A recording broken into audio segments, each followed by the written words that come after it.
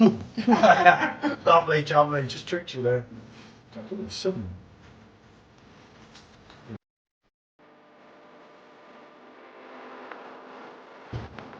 That's got to be reviewed, especially on the Paper Craft Pro. And this is quite a lot heavier. Especially when I went to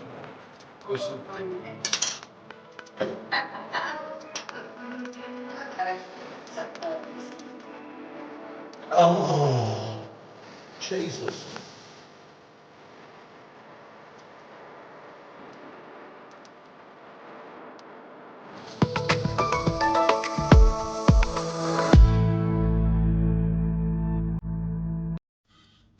Good afternoon, people. First video of the day, although I've already shared one from yesterday or from the day before. Anyway, it's meant to be a double unboxing, but I kind of got done up like one does, and DHL let me down. So because I want to get started on these, I thought I'll just split it into two, because it doesn't matter now. It's just showing you some beers that I got, and this particular one is a company I've never tried before. I have heard of them, but as far as I'm aware, neither me or Michelle have had them before. They're recommended to me by a good friend of mine, well, by someone I know, Simo Sups. Do check out his channel, as we're trying to get him to 1,000 subscribers, because, you know, it makes sense, doesn't it? I got the camera a bit better, isn't it? So, yeah, as I say, it was meant to be a double unboxing, but and they were all beers from Tap. I don't know if you know Tap, the place like Brucer, where you choose different beers. You don't need to subscribe. I've been in contact with them as well, and we'll be getting a discount code at some point, so you'll get the 10% all the time. I did email Twice Brewed, but as of yet I haven't heard from them. But you know, people may be busy, I get that, or they may just be thinking F off, which I understand as well. So I'll open this up and show you what we've got. There's a couple of interesting things as well. So, being me as well, and I was doing, I think it's 11 different beers or 10 different beers. One's a duplicate from the company. I had to have that. I was just saying about it. Nicolated as well. I haven't got a breakdown of the prices, so I won't be able to give you them, but I'll put a link in for them to this. But that's a cracking glass. If I was bright, I'd have got the one without all that, because it would be easier to show you the beers when we pour them. But there's a good gap there, you see, and I thought that looks pretty decent. I think it was about a £5, if that, and I did like the look of it. You know, I'm bad for glasses. As I get one out, I get one in, type of thing. So this was the only bottle out of them which I swapped at the end, funny enough, and it's Magna. It's a Belgian blonde, coming at 6% ABV, vegetarian friendly, vegan friendly. A smooth, rich Belgian style blonde ale, boozy and herbal with a slight grainy character. This blonde ale is surprisingly easy to drink despite its ABV. So yeah, that was the only one, I believe, that was a bottle out of them. Hold on, let's put it over here afterwards. Obviously the glass was the glass in a way. So yeah, Belgian blonde, always nice to try. So we have this one. And one thing I like about these guys was the artwork. Looked good again. There's two of these, which was, it was like two as one. 330ml cans. I remember Twice Brewed, I forgot, Hadrian's Wall, Northumberland, so North. Also, but yeah, a rustic lager at 4.8% ABV, which I thought looked pretty interesting in itself. So let's see what else we have here. Aha.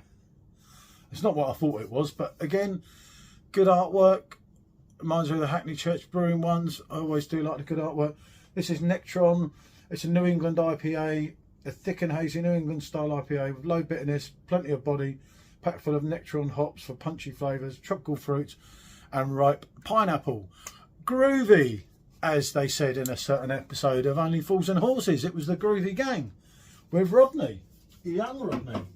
15-year-old Rodney, in fact. But although, as we know, he wasn't quite 15, that was a little bit of help from Mr. Trotter, as in Derek. So then we have, this was a lager, Sycamore, obviously the tree, Gap, a crisp and clean lager with a touch of honey, malt sweetness with subtle floral and citrus notes.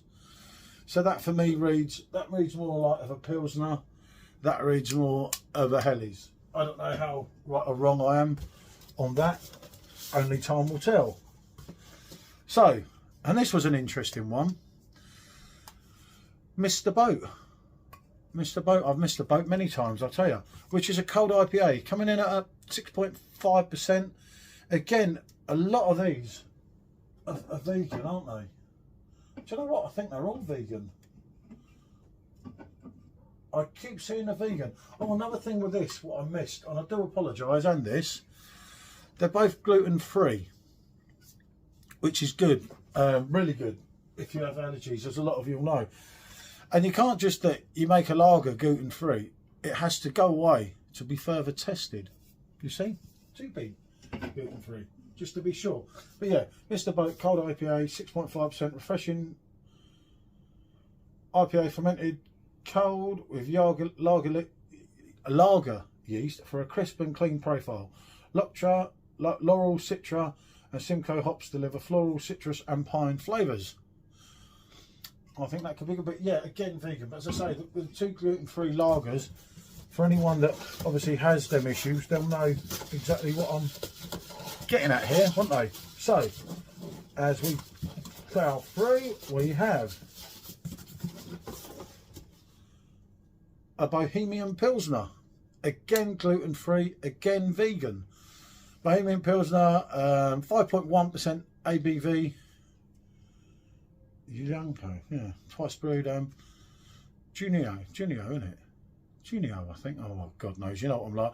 A clean and crisp, tasting traditional Czech Pilsner, pale golden colour, fresh and grassy with a slightly sweet notes and a touch of spice. Ingredients being water, barley, hops and yeast. The four famous ingredients, as most of you will know. So yeah, that's your Bohemian Pilsner. And then we have Punching in a Dream, which is a New Zealand pale ale, coming in at 5.3%, again vegan. They seem to be everything vegan here, which really will count for some people.